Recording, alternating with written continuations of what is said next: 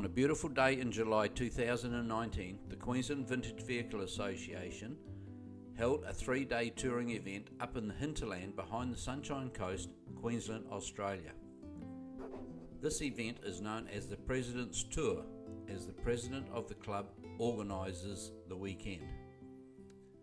The meeting place for members of Queensland Vintage Vehicle Association was Apex Park in Caboolture, north of Brisbane at 10 a.m. on a Friday. The park is beautifully laid out with duck ponds and fountains and many picnic areas for the public to enjoy. A small number of club cars parked in allocated car parks in the park grounds. Quite a few people came and asked questions about the cars and what we were doing. First stop was about 30 miles away, a place called Peachester. We stopped there for lunch.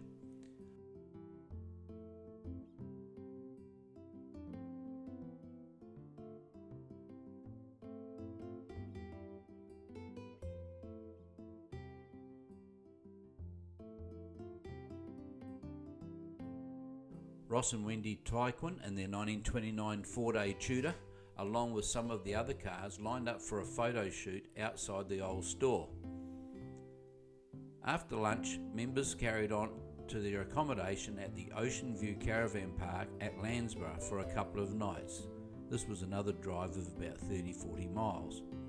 Members had booked on-site cabins and parked their vehicles on concrete pads alongside their cabins. Clint and Linda Frater with their 28 Plymouth, Barry and Susie Shipway with their 1960 Morris Major, Simon and Kathy Flitcroft and their 1928 Plymouth also gathered at the park. The following day we all visited a working dairy farm called Malany Dairies. This is a big tourist attraction, especially for the kids to learn all about where the milk comes from through to the bottles in the marketplace. Club members Ben and Emma Carroll with their children enjoyed the calf feeding. There were some very thirsty calves indeed. There was an old shed with lots of old farm stuff in it to look at as well. Then on to the dairy. That's the cow shed where they milk the cows. The dairy has a 15-a-side system with automated milking machines. They milk on one side of the row, then change over to the other side when they are milked. They milk about 250 twice daily. These dairies use a lot of water as they have to wash the floors after each lot of cows go through, and also all the milking equipment needs flushing and sanitising. Cleanliness is compulsory. After the milk is collected in large tanks, it is then chilled before being pasteurised and treated. It is then sent to a modern bottling department on site. They make the plastic bottles on site as well. After spending a few hours on the farm, it was time to head off back to our accommodation. However, on the way, President Barry had organised another stopover at a place called Gardner Falls. A short walk into the falls was well worth it. Very nice area with many water holes used for swimming in the summer months. And no, we did not try them as it was midwinter.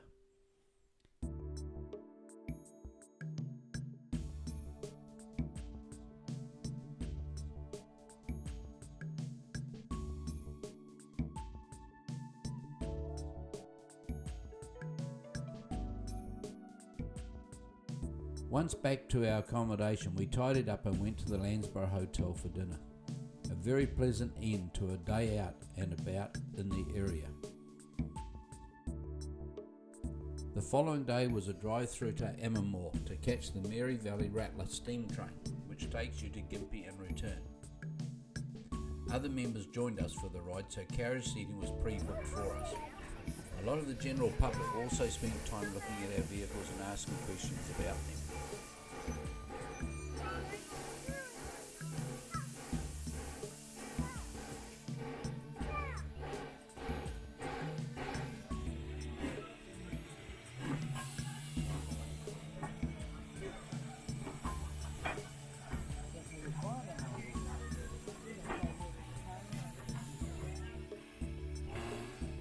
After the engine 974 had arrived at Ammermoor from Gympie, the passengers disembarked before the engine was put on a mechanical driven turntable and turned around to reconnect with the carriages before heading off back to Gympie.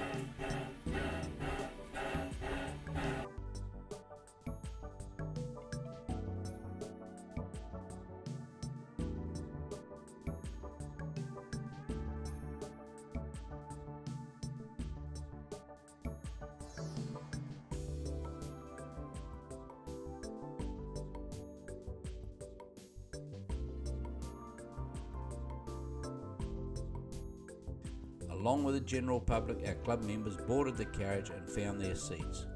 The trip was great, and the name of the train said it all, being the Rattler. I suppose after all the years it has been going, it should rattle a bit. It was great to watch them turn the engine around, as it is rare to see this nowadays. The station and area were very tidy and well laid out for the public.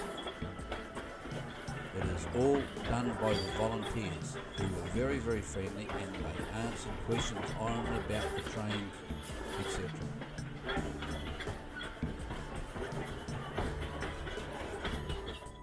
After arriving at Gympie, several club members had arranged to have a meal on the station platform.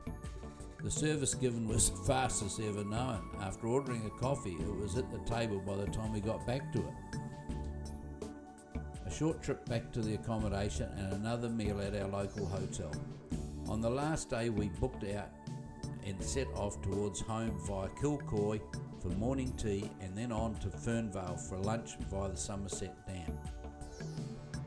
I'm sure Barry organised some of these back roads for us to try our cars out, and the place going to Obi. In the Plymouth which I was driving, I was in from second to low gear many times, as the road was that steep. However, the trip home was uneventful, other than lots of traffic. It was another great weekend hosted by Queensland Vintage Vehicle Association. Get involved, join a vintage car club and join the fun. It's a great hobby, meeting lots of good people and friends.